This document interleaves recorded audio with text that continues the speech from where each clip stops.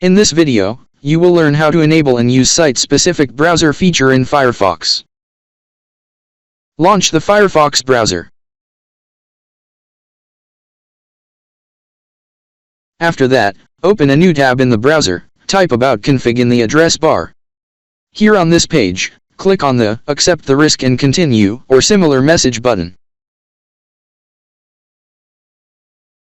In the search box available on the top, you need to type or paste the following command, browser.ssb.enabled. When the value in results appears, you need to click on the plus button available on the right side to add it to the browser configuration. Once you do it, make sure browser.ssb.enabled value is set to true. Restart your Firefox browser.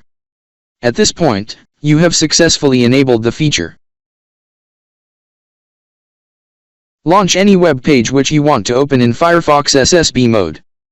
Next, click on the Page Action, 3 dots, icon available in the right side of the address bar.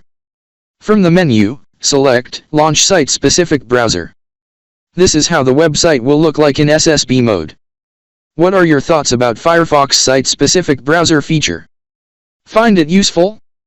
We would like to hear your opinion in the comments. Don't forget to subscribe our channel if you find this video useful.